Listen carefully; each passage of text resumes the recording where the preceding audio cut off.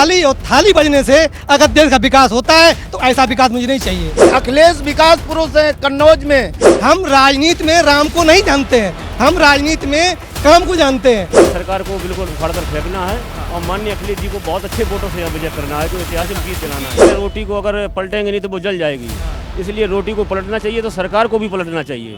नमस्कार, मैं हूं राजेश कुमार। लोकसभा के रण में न्यूज़ वन इंडिया का चुनावी रथ पहुंचा है कन्नौज। वो कन्नौज जहां से अखिलेश यादव ने ताल ठोक दी है। अखिलेश यादव के चुनावी मैदान में आने के बाद यहां का राजनीतिक जो मौसम है वो पूरी तरह से गर्मा चुका है। अगर सियासत की बात करें तो यहां पे अखिलेश यादव की एंट्री के बाद मुकाबला बेहद रोचक और टक्कर का होने की उम्मीद है। कन्नौज वासी क्या सोचते हैं, उनके क्या मुद्दे हैं, अखिलेश यादव की एंट्री के बाद यहाँ पे समीकरण कितना बदले हैं, इसको लेके हम बात करेंगे। कन्नौज के ही हम बाजार में हैं और हमारे साथ कुछ लोग भी हैं, उनसे बात करते हैं और समझते हैं कि आखिर कन्नौज का मूड क्या है और कन्नौज वासी अखिलेश यादव को लेकर क्या सोचते हैं। जब से उन्होंने ताल ठोकी है, क्या यहाँ का समीकरण बदल गया है, सब कुछ जानेंगे, बात करेंगे लोगों से और समझेंगे कि कन्नौज का मूड क्या है। क्या नाम भाई साहब आपका? और मोहित भाई, अखिलेश यादव की एंट्री यहाँ पे हुई है, उसके बाद यहाँ का समीकरण क्या बनता? देखिए, अखिलेश यादव की एंट्री आज कोई नई नहीं है। मैं आपको न्यूज के माध्यम से बताना चाहूँगा, अखिलेश यादव ये समाजवादियों की धरती है। समाजवादी पार्टी के जिन्होंने समाजवादी पार्टी की स्थापना की, नेताजी धरती पुत्र जिनको कहा गया था, नेताजी 1998 में यहाँ चुनाव लड़ा था और वो इस भारतवर्ष का सबसे रोचक चुनाव था। 1998 में मुलायम सिंह यादव कन्नौज और संभल दो जगह से चुनाव लड़े थे, जिसपे एक रात के लिए जब मुख्यमंत्री जगदम्बिका पाल जी हुए थे। उसके बाद जब नेताजी ने यहाँ से इस्तीफा दिया, उन्होंने संभल सीट को अपने पास रखा।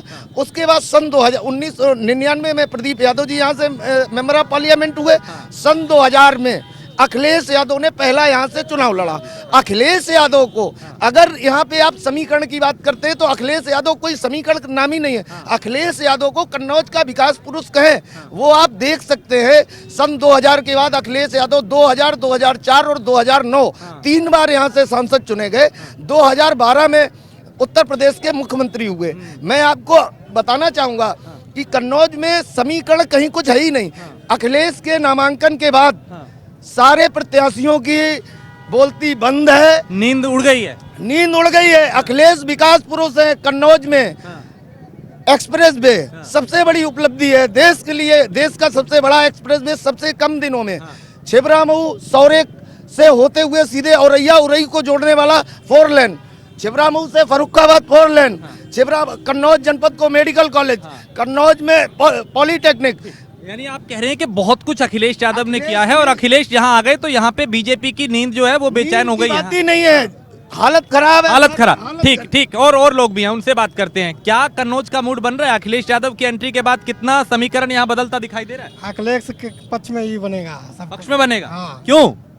वो विकास किया है कन्नौज में, विकास किए हैं। हाँ। तो ये अपने जो अभी बीजेपी वाले हैं सुब्रत पाठक जी, उन्होंने कुछ नहीं किया क्या? किया होता तो दोबारा नहीं आते।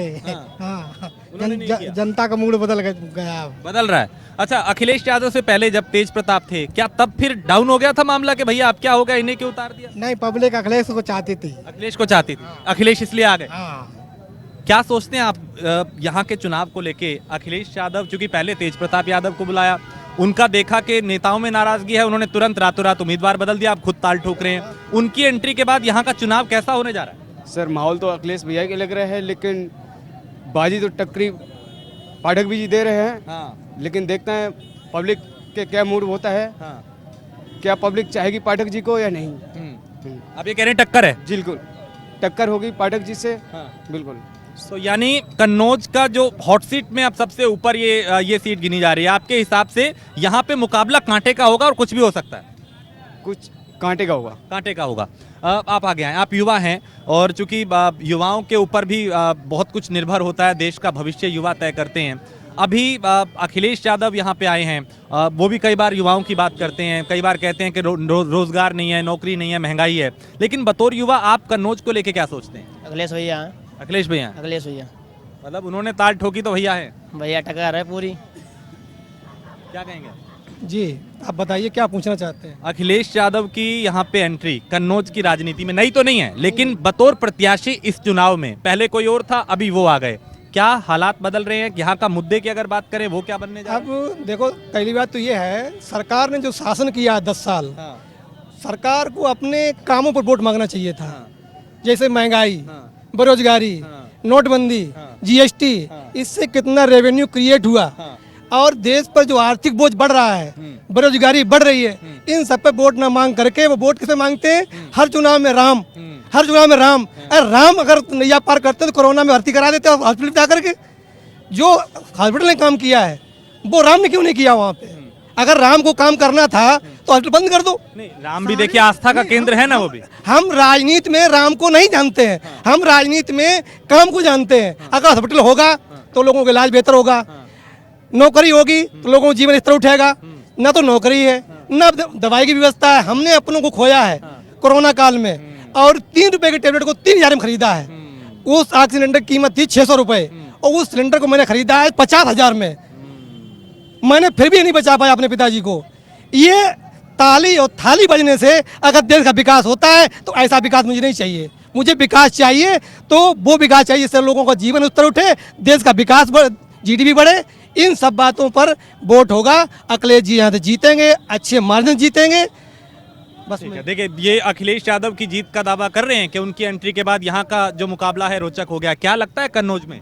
अखिलेश जी अरे सारे ही एक तरफा बात कर रहे हैं। अखिलेश जी के अलावा कोई नहीं टिकेगा यहाँ, कोई नहीं टिकेगा। कोई नहीं टिकेगा। अखिलेश जी बहुत अच्छे मार्जिन से जीतेंगे यहाँ। 5 विधानसभा से जो है कम से कम 7 से 8 लाख वोट से जीतेंगे वो।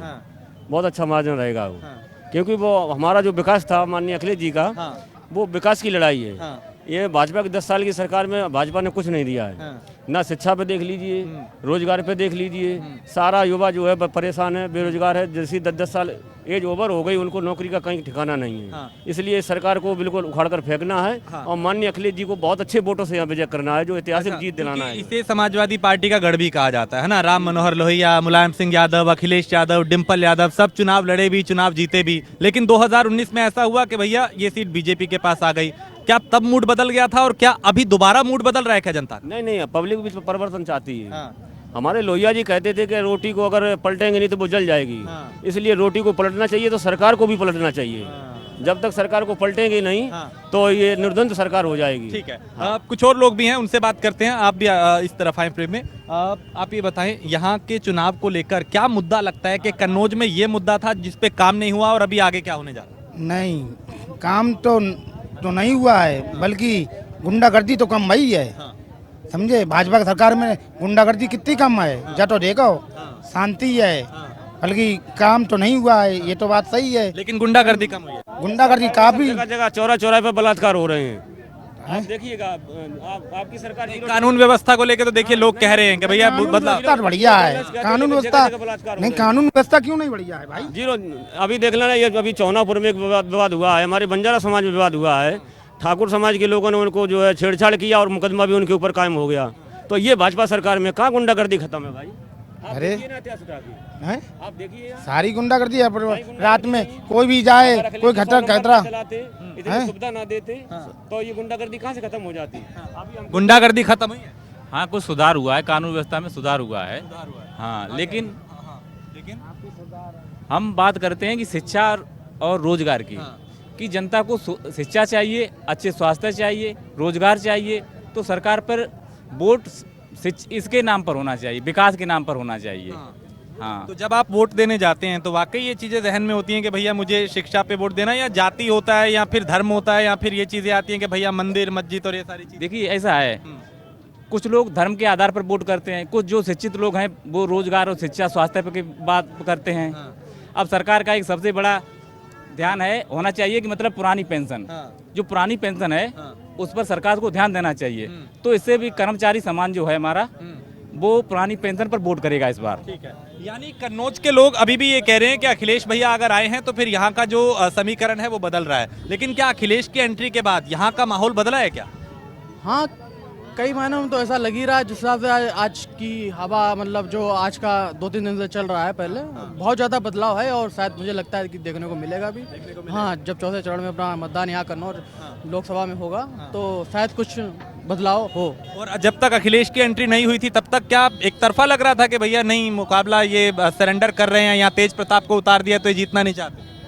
हाँ, कुछ जो माहौल था तो उस हिसाब से कुछ ऐसे ही कुछ चल रहा था। लेकिन जब से ये अखिलेश का मतलब नामांकन हुआ है और एक दूसरे में हवा चल रही है, तब से ऐसा लग रहा है 100% उम्मीद है इस बार समाजवादी पार्टी की निकलने की। तो देखिए अखिलेश यादव के आने के बाद यहाँ पे उम्मीद लोगों को लग रही है कि भैया समाजवादी पार्टी का पलड़ा थोड़ा भारी हुआ है। कितना दम नजर आता है इन बातों में? दम नजर आने की बात क्या है, ये आम जनता की आवाज है। ये अखिलेश जी जो आप जो बात कह रहे हैं कि तेज प्रताप जी को, तेज प्रताप जी का जो नाम आया, उसके बाद जो अखिलेश यादव जी ने जो नामांकन किया, ये अखिलेश यादव जी ने स्वयं नहीं किया, ये आम जनता की आवाज थी। अखिलेश यादव जी के पास यहाँ से लोग चल के लखनऊ तक गए, मैसेज किया। आम जनता की आवाज है अखिलेश यादव, आम जनता की आवाज, आम जनता की और आवाज। यही वजह थी कि वो आ गए, 2 दिन में ही बदल दिया उन्होंने। बदल गया, बदल गया, बदल गया।